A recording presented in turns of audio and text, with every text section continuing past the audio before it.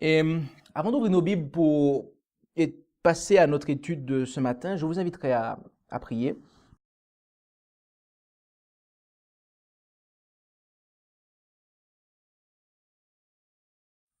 Notre Dieu, notre Père, merci pour le souffle de vie que tu nous accordes.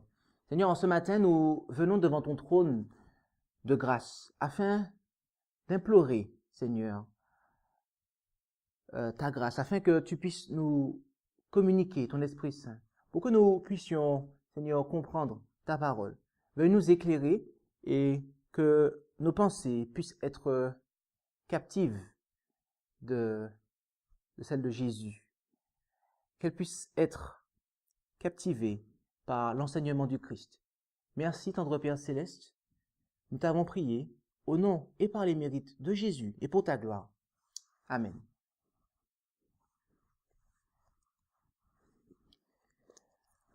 Ouvrons nos Bibles pour considérer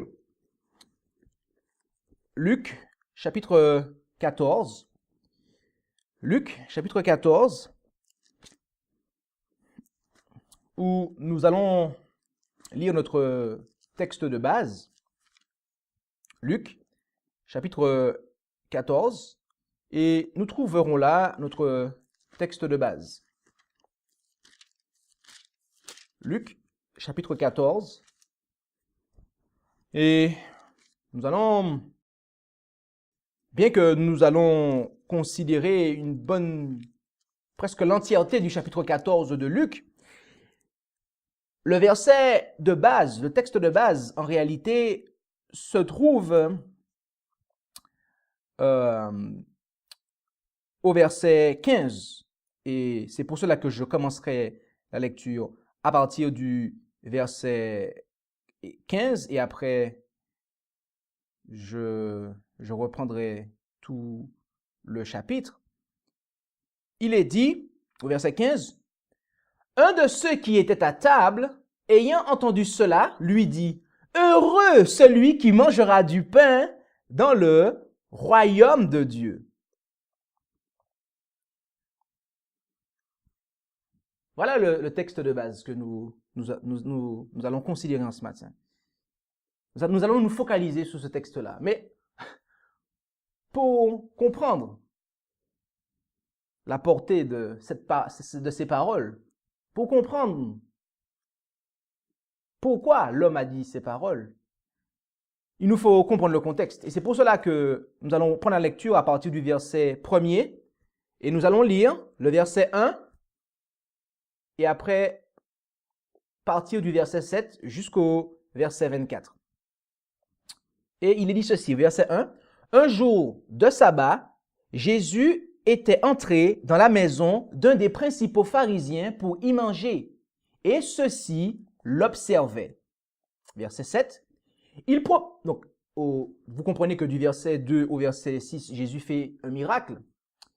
Et nous allons continuer au verset 7. Il proposa aussi aux convives une parabole. Donc, aux convives de la maison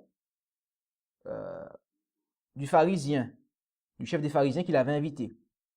Il proposa aussi aux conviés une parabole, remarquant comment ils choisissaient les premières places. Et il leur dit, « Quand quelqu'un t'invitera à des noces, ne te mets pas à la première place, de peur qu'il ne se trouve parmi les conviés une personne plus considérable que toi, et que celui qui vous aura invité, toi et lui, ne vienne et ne te dise « Cède ta place à celui-ci » et qu'alors tu n'aies la honte d'être mis à la dernière place.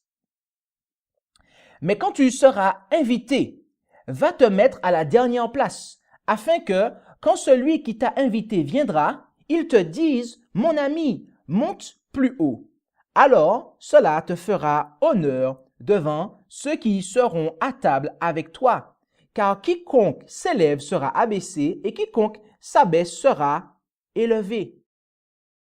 Et il disait à celui qui l'avait invité, quand tu fais un dîner ou un souper, n'invite pas tes amis, ni tes frères, ni tes parents, ni tes voisins riches, de peur qu'ils ne t'invitent à leur tour et qu'on ne te rende l'appareil.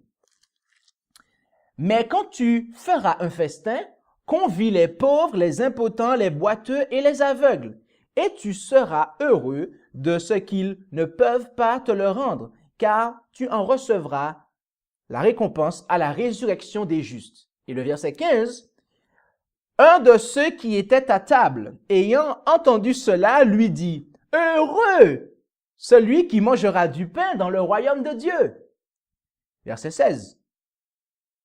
Jésus lui dit, « Un homme fit un grand souper et il convia beaucoup de gens. » Donc là, en fait, Jésus lui dit à lui qui a dit ça au verset 15, qu'est-ce qu'il lui dit? Il lui répond par une parabole. Et lisons la suite de la parabole. Et il envoya son serviteur à l'heure du souper, dire aux conviés, « Venez, car tout est prêt. » Et ils se mirent tous de concert à s'excuser. Le premier lui dit, « J'ai acheté une terre et il me faut nécessairement partir et la voir. Je te prie de m'excuser. » Et un autre dit, « J'ai acheté 5 couples de bœufs et je m'en vais les éprouver. Je te prie de m'excuser. » Et un autre dit, « J'ai épousé une femme. Ainsi, je n'y puis aller. » Et le serviteur, étant de retour, rapporta cela à son maître. Alors, le père de famille, en colère, dit à son serviteur, « Va-t'en promptement sur les places et dans les rues de la ville, et amène ici les pauvres, les impotents, les boiteux et les aveugles. » Ensuite, le serviteur dit, « Seigneur, on a fait ce que tu as commandé, et il y a encore de la place. » Et le maître dit au serviteur, « Va dans les chemins et le long des haies, et contrains d'entrer ceux qui y sont, afin que ma maison soit remplie. Car je vous dis qu'aucun de ceux qui avaient été conviés ne goûtera mon souper. »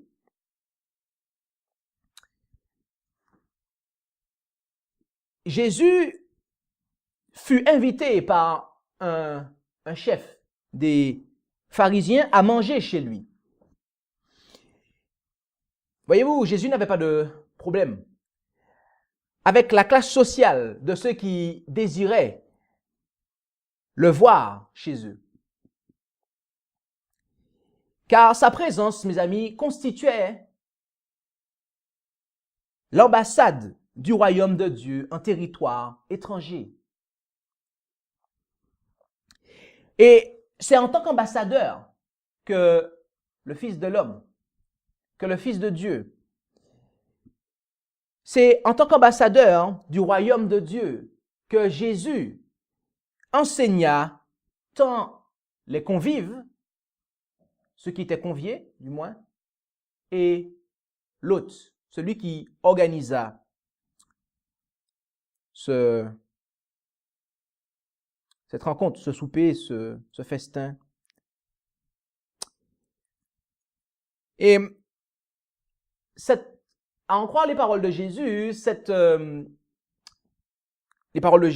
en croire le rapport que nous lisons du verset 7 au verset 11, cette invitation fut pour les conviés l'occasion de manifester leur orgueil.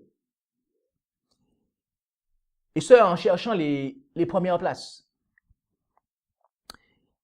Et voyez-vous, cette classe de pharisiens, hein, mes amis, elle existe encore aujourd'hui. À travers, par exemple, celles et ceux que l'on convie à un séminaire, à un camp meeting, que l'on invite. Et qui, plutôt que de se positionner comme des serviteurs pour service, des serviteurs, des gens qui servent, des gens qui sont là pour aider, plutôt que de se mettre en fait, si je prends les mots du texte biblique, plutôt que de se mettre aux dernières places, eh bien, ils vont aller chercher les premières places en s'arrogeant, par exemple, une autorité qui ne leur revient pas d'exercer. Et voyez-vous, ces personnes-là ont oublié que quiconque s'élève sera abaissé et quiconque s'abaisse sera élevé.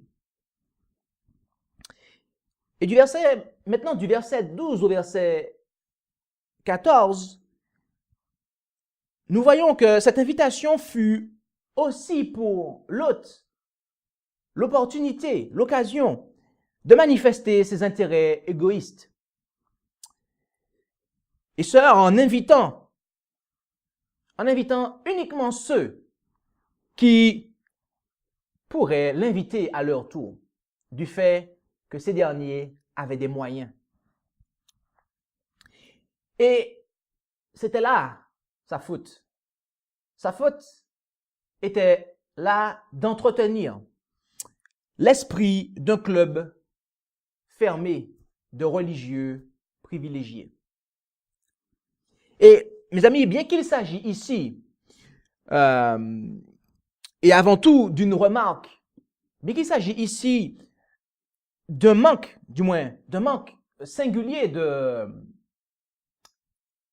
d'hospitalité, lequel est contraire à l'esprit même de la seconde dîme, cette classe de pharisiens existe encore à travers, par exemple, ceux qui pensent que le message de réforme pour notre époque est trop élevé pour ceux qui sont étrangers au mouvement adventiste. De ce fait, cette classe ne fait aucun effort pour toucher ces personnes. Peut-être parce qu'elle pense que ces efforts qui devraient être faits seraient réalisés en vain. Et donc qu'elle ne recevra rien en retour de ces personnes-là. Mais, quelle qu'en soit la raison, nous pouvons faire un nombre de conjectures indéfinies. Quelle que soit la raison, mes amis, cette classe de pharisiens modernes se singularise en restant fermée sur elle-même. Mes amis, quand nous organisons un camp meeting, quand nous organisons un séminaire, quand nous organisons une rencontre ecclésiale, n'invitons pas que des coreligionnaires, que des gens qui partagent potentiellement la même foi que nous. Mais pensons également aux pauvres, aux impotents, aux boiteux et aux aveugles spirituels.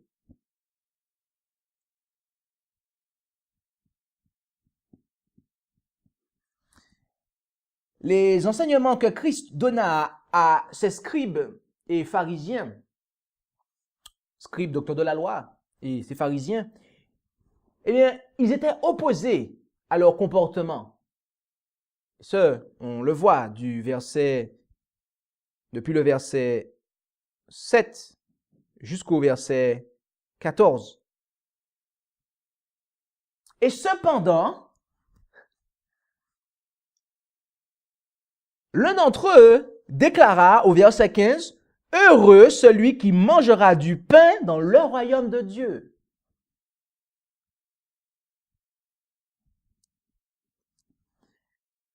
Lorsque en Actes, chapitre 2, l'apôtre Pierre prêcha l'évangile aux Juifs, ces derniers furent si conscients de leur état qu'ils demandèrent à Pierre et aux apôtres, « Hommes, frères, que ferons-nous »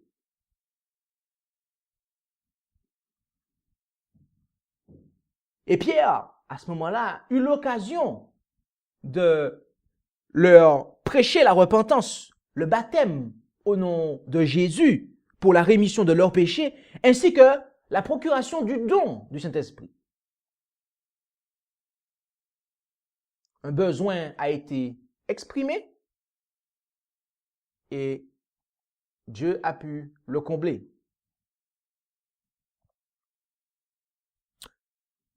Mais ce n'est pas le cas dans notre texte. au verset 15. Car suite aux enseignements réprobateurs du Christ dans la maison de ce chef religieux, pas une seule âme n'osa lui poser la question que l'on posa à Pierre et aux apôtres près de 3 ans après. Homme, maître, que dois-je faire? Que ferons-nous? Non, la réponse ne fut pas celle-ci, et loin d'être celle-ci. Ce fut une remarque tout autre. Au lieu de cela, un homme répondit à Jésus, « Heureux celui qui mangera du pain dans le royaume de Dieu. »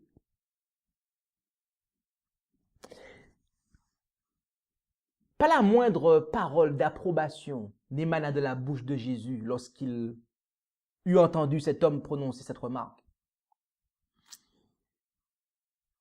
Mais c'est plutôt une parabole exprimant un reproche qui émana de la bouche de Jésus en réponse à cette remarque. Et mes amis, pour bien saisir la pensée de cet homme, l'homme du verset 15, je vous invite à considérer le texte de l'inspiration que nous trouvons dans Christ Object Lesson, page 221, paragraphe 1, que je vous invite à comparer avec Parabole de Jésus, les paraboles de Jésus, page 186, paragraphe 3, et où il est dit, espérant détourner la conversation, l'un des convives s'écria en prenant un air de sainteté, « Heureux celui qui prendra son repas dans le royaume de Dieu. » Luc 14, verset 14. Cet homme s'était exprimé avec une parfaite assurance, comme s'il avait été certain d'avoir une place dans le royaume de Dieu. Son attitude ressemblait à celle de ceux qui se réjouissent d'être sauvés par le Christ alors qu'ils ne font rien pour se conformer aux conditions auxquelles le salut est promis. Son esprit était celui de Balaam lorsqu'il pria « Que je meure de la mort des justes et que ma fin soit semblable à la leur. » Nombre 23, verset 10. Le pharisien ne songeait pas à se préparer pour le ciel, mais aux joies qu'il comptait y trouver. Sa remarque était destinée à détourner l'attention des autres convives du devoir qui leur incombait. Il voulait leur faire oublier les exigences présentes en les transportant à l'époque encore lointaine de la résurrection des justes. Cet homme, nous dit l'inspiration, ne songeait pas à se préparer pour le ciel. Il pensait uniquement aux joies qu'il comptait y trouver. Sa réflexion était destinée à détourner l'attention des autres convives du devoir qui leur incombait.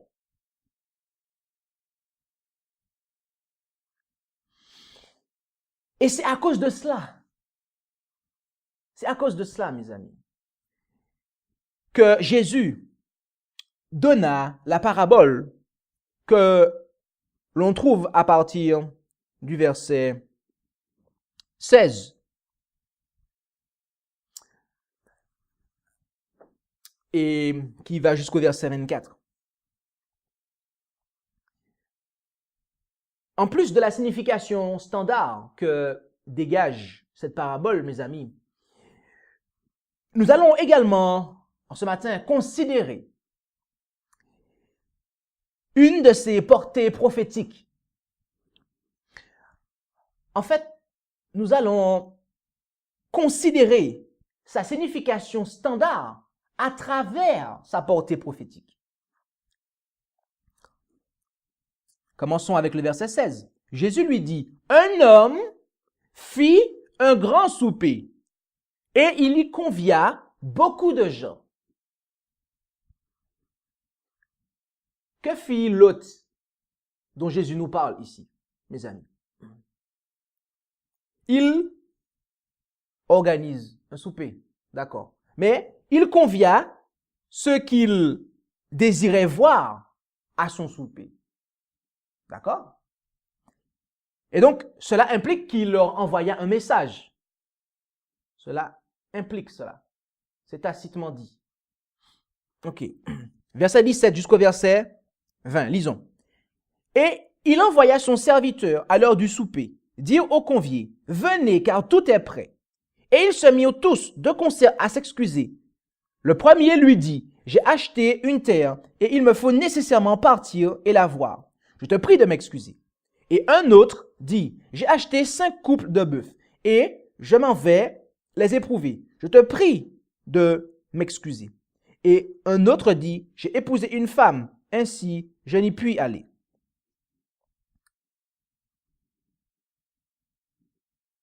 Qu'est-ce que Lot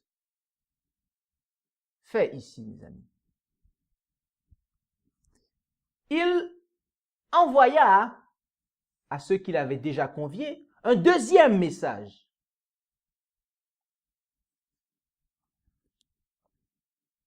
Et pourquoi leur envoie-t-il un deuxième message? C'est parce que ceux qui entendirent le premier message n'y répondirent pas.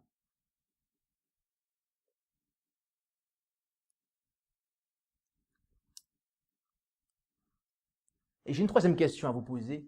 Comment les conviés ont-ils réagi au deuxième message que Lot leur envoya?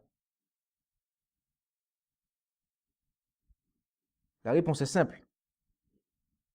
Ils lui présentèrent que les considérations terrestres qu'ils ont en vue sont plus élevées que l'événement auquel il les invite.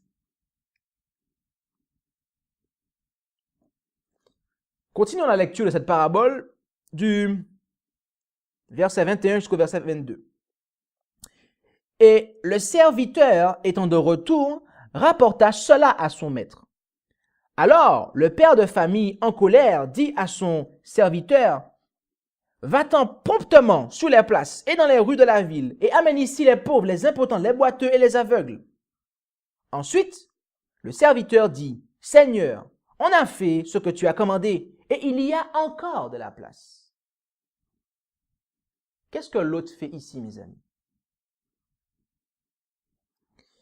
Il envoie un troisième message. Et pourquoi envoya-t-il ce troisième message? C'est parce que ceux qui entendirent les deux premiers n'y répondirent pas favorablement.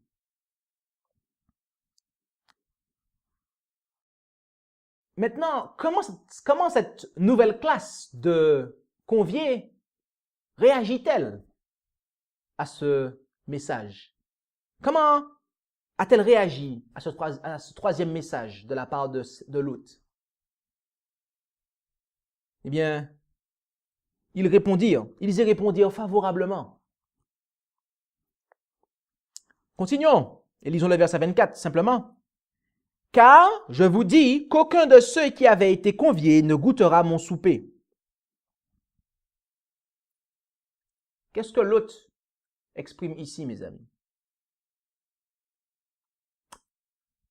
Il exprime ici que ceux qui rejetèrent son invitation ne goûteront pas de son souper.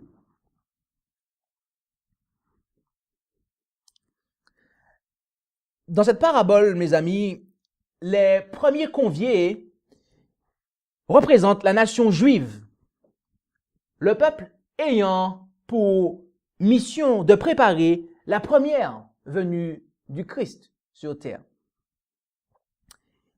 Et cette parabole est donnée par Jésus. Elle est donnée à partir d'une époque où ces convives-là refusent l'invitation évangélique. À partir d'une époque où les Juifs refusent l'invitation évangélique.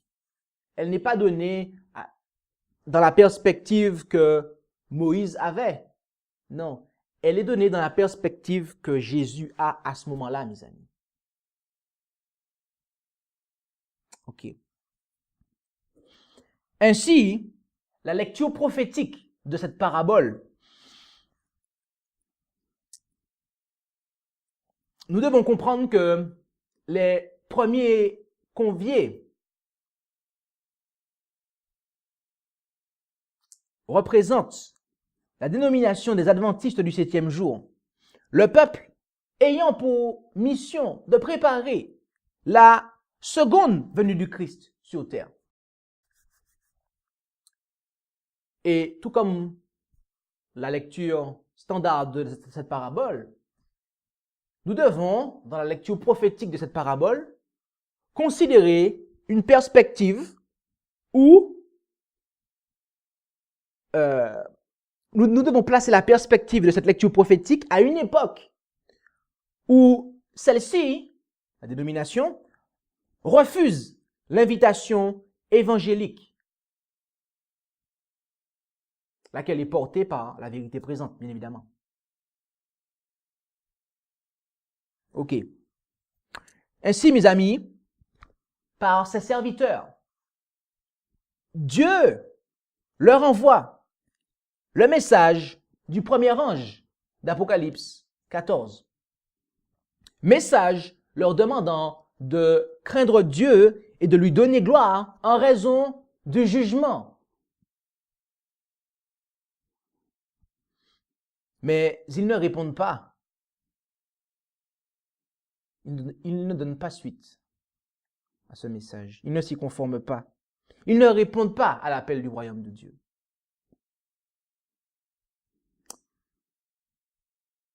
Et par ses serviteurs, à nouveau, Dieu leur envoie le message du deuxième ange d'Apocalypse 14. Message leur annonçant la chute de leur système, c'est-à-dire l'apostasie généralisée de celui-ci. Mais ils se mettent à s'excuser en avançant des considérations terrestres qui leur sont plus chères que l'entrée dans le royaume de Dieu. Et à ce propos, mes amis, considérons les paroles inspirées que nous lisons dans les paraboles de Jésus, page 188, paragraphe 2 à 190, paragraphe 1. Nous allons voir que ces paroles-là sont pertinentes pour notre époque.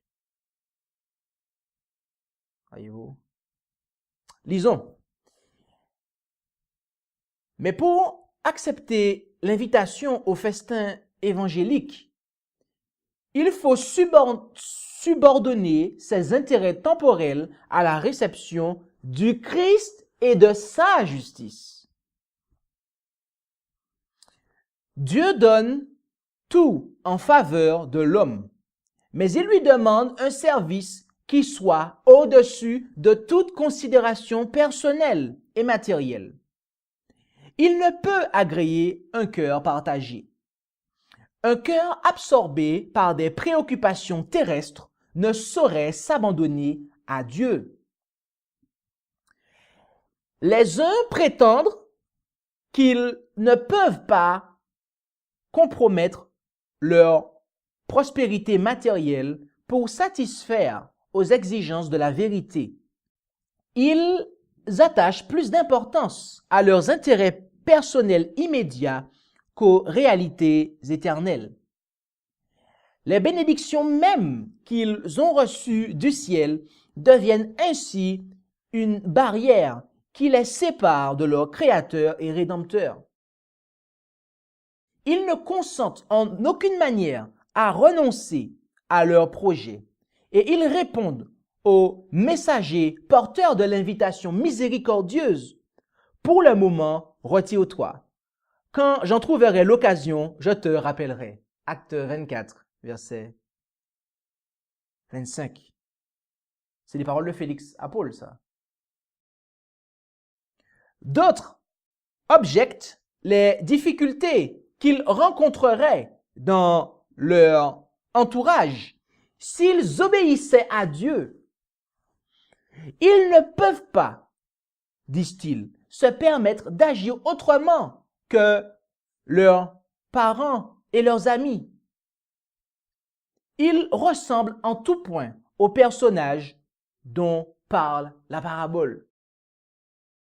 Le maître est sensible au mépris qui se cache dans leurs futiles excuses. L'invité qui répond « Je viens de me marier et c'est pourquoi je ne puis aller » représente une forte proportion d'êtres humains. Ils sont nombreux, en effet, ceux qui permettent à une femme ou à un mari de les empêcher de répondre aux appels de Dieu. Le mari dira « Je ne peux suivre ma conviction tant que ma femme s'y opposera. » Son influence me créerait de trop grandes difficultés. La femme entend cet appel miséricordieux.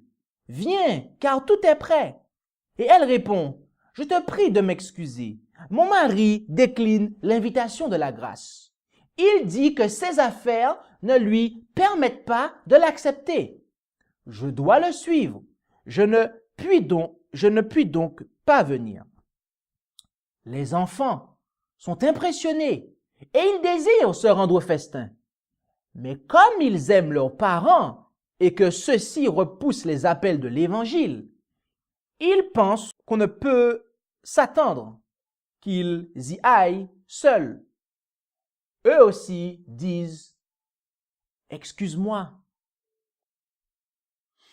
Tout cela rejette l'appel du Sauveur parce qu'ils redoutent la division dans le cercle de la famille.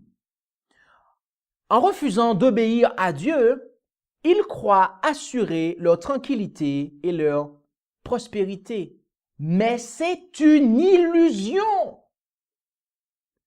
Celui qui sème l'égoïsme moissonnera l'égoïsme. En repoussant l'amour du Christ, il écarte le seul élément qui puisse purifier et stabiliser l'amour humain. Non seulement ils sacrifient le ciel, mais ils ne jouiront jamais véritablement de ce qu'ils ont préféré au ciel.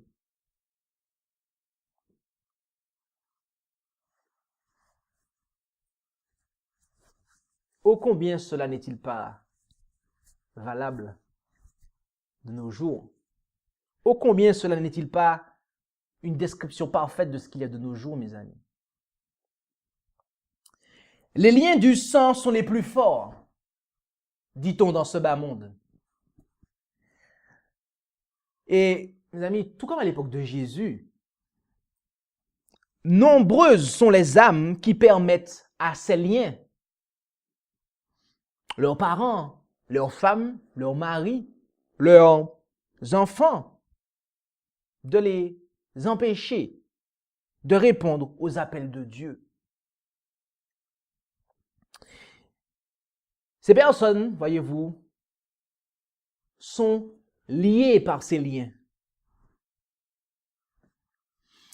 Et c'est la raison pour laquelle, après avoir donné cette parabole, Jésus déclara à la multitude qui se mit à le suivre, à partir du verset 25, comme une grande multitude de gens allaient avec lui, il se retourna vers eux et leur dit, « Si quelqu'un vient à moi et ne hait pas son père, sa mère, sa femme, ses enfants, ses frères, ses sœurs, plus encore sa propre vie, il ne peut être mon disciple. »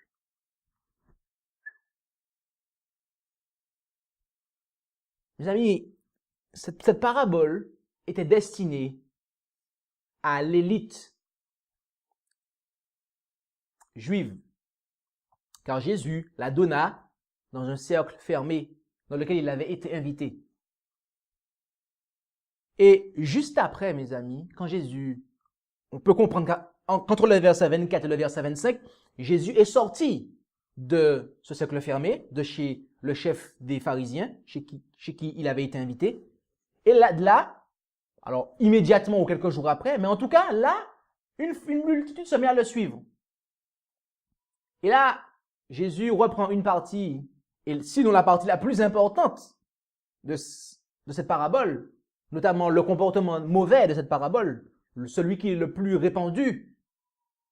Et là, il ne le présente pas aux dirigeants, il le présente au peuple, on va dire au bas peuple. Généralement, quand il y a une grosse multitude comme ça, c'est que c'est la populace, comme on dit. Et il leur dit, il l'a dit aux dirigeants, et il leur dit aussi à eux, si quelqu'un vient à moi et ne hait pas son père, sa mère, sa femme, ses enfants, ses frères, ses sœurs, et plus encore, sa propre vie, il ne peut être mon disciple. Le tarif est le même pour tout le monde, mes amis. Il n'y a pas un tarif spécial dirigeant, un tarif spécial, non. Le coût, le prix à payer est le même pour suivre Jésus. Le royaume de Dieu et ses intérêts doivent être au-delà des liens du sang que ce monde dit être les plus forts.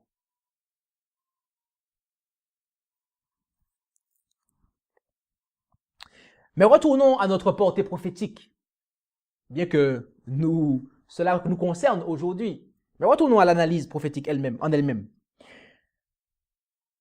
Voyant que ceux qui furent appelés à préparer la seconde venue du Christ ont rejeté les deux premiers messages, ils ne peuvent être, à ce moment-là, et cela est évident, ils ne peuvent être concernés que par les 3 premiers versets du message du troisième ange. C'est-à-dire ceux qui sont dans le camp de la bête et de son image.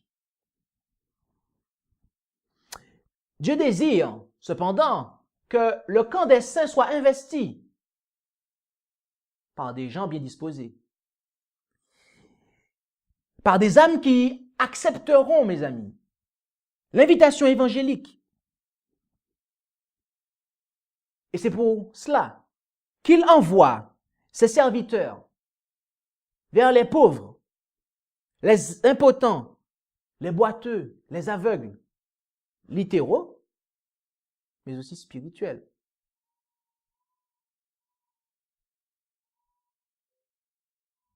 C'est-à-dire les publicains et les prostituées. C'est-à-dire les âmes affamées du dehors, pour qui le message de l'avènement, le message adventiste, est une chose inconnue.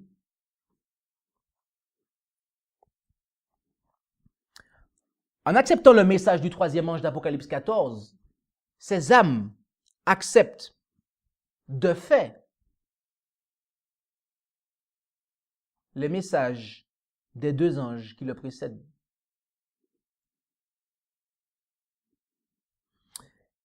Mais Dieu voit qu'il reste du travail à faire. Car le nombre de ceux qui doivent encore hériter du salut n'est pas encore atteint. Il envoie donc une fois de plus ses serviteurs avec, cette fois-ci, plus de puissance. Pourquoi je me permets de dire ici avec plus de puissance? Au verset 23 du chapitre 14 de Luc, le maître demande de les contraindre afin que sa maison soit remplie.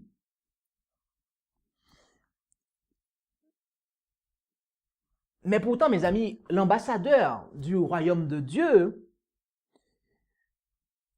l'agneau de Dieu, il est plutôt du genre à dire, et vous serez d'accord avec moi, voici, je me tiens à la porte et je frappe. Si quelqu'un entend ma voix et ouvre la porte, j'entrerai chez lui, je souperai avec lui et lui avec moi. Comment donc comprendre cette parole? Contrains-les d'entrer. Comment comprendre cela? Ici, mes amis, contraindre signifie qu'il y a urgence à accepter la vérité présente. En effet, la Bible nous dit que le quatrième ange, l'autre ange, descend avec un grand pouvoir et qu'il crie avec force et à grande voix. Lisons-nous dans Apocalypse 18, versets 1 et 2. C'est donc là l'expression d'une urgence, mes amis. Quand vous avez un ange qui a un grand pouvoir et la terre, toute la terre est éclairée de sa gloire. Et il crie avec force et avec une grande voix. Ce que les trois autres anges,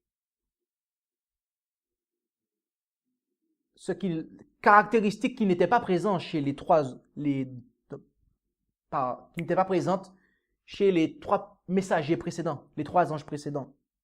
Non, ici, avec ce message, il y a l'expression d'une urgence. Et c'est là le caractère pressant de son message. C'est là contraindre les âmes à faire partie du camp des saints, mes amis.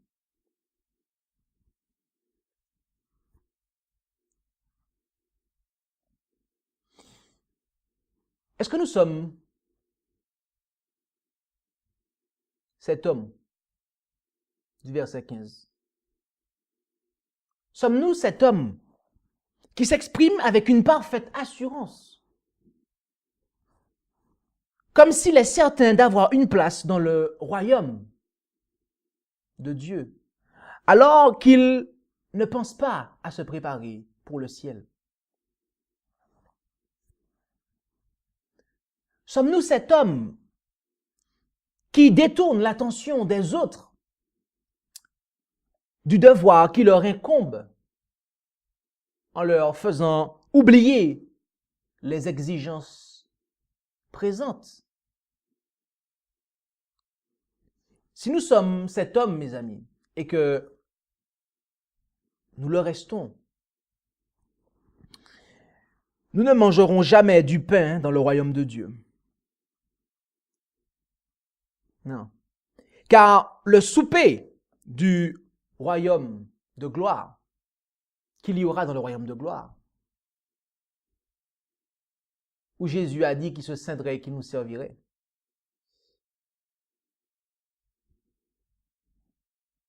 est réservé à celles et ceux qui s'y préparent et qui œuvrent pour préparer leurs semblables.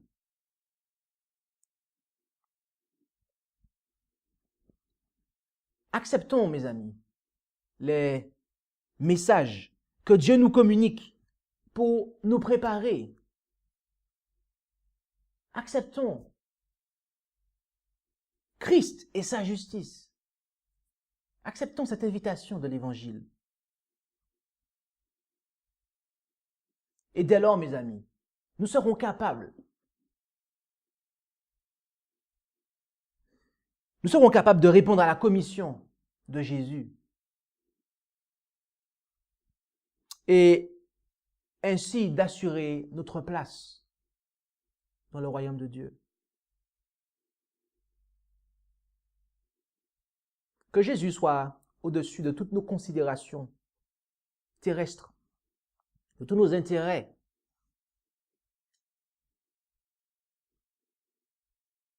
Au-dessus des liens du sang, qui sont les plus forts, dit-on, sur cette terre.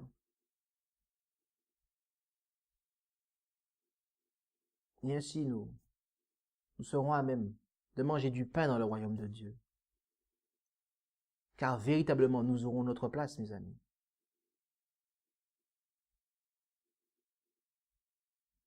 Amen. Prions.